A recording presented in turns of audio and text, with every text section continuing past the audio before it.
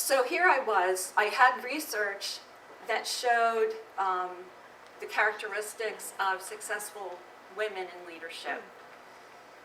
And it had been, I've been doing research for a long time, and I wanted to write a book for a long time. But what finally inspired me was when Sheryl Sandberg came out with her book, Lean In. She opened the conversation again about women in leadership. And so it kind of felt like the time was right.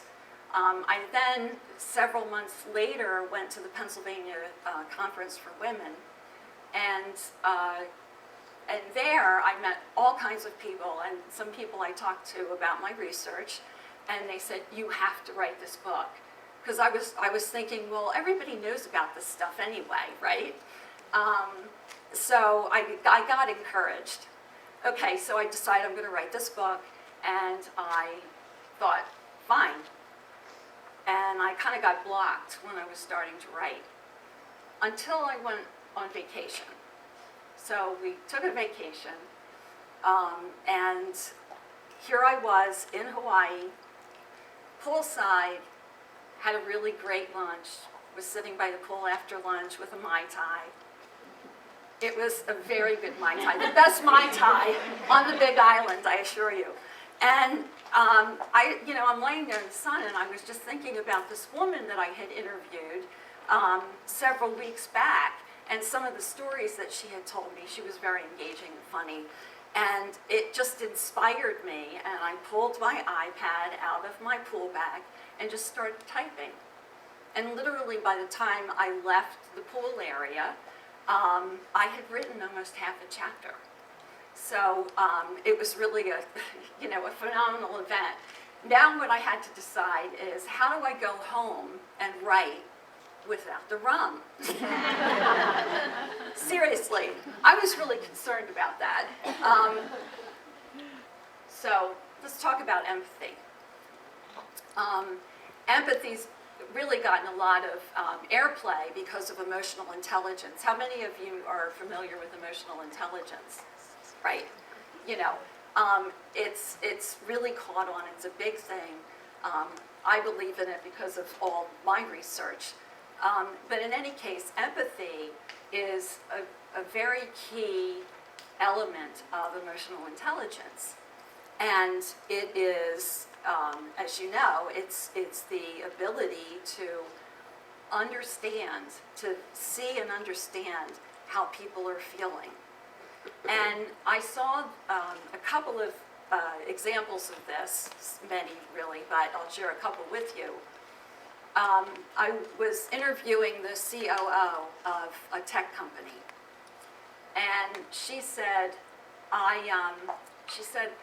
I really work to make people feel comfortable.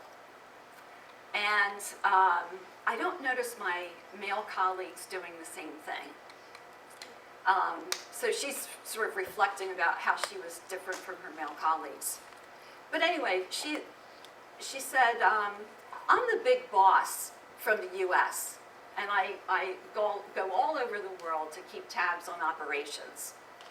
And so when I go somewhere, I know that people get naturally uptight, big boss from the US. And she said, I was stopping in India, and they had really screwed something up. And so I was there to get things back on track. And she said, she went in there, and she said, okay, this is really messed up. What's your plan for fixing it?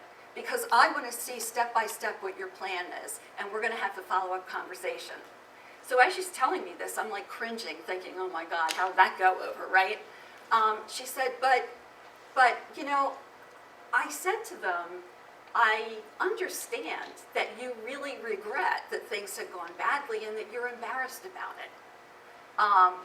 So I understand. And I know that, that you will figure this out and we'll get through this.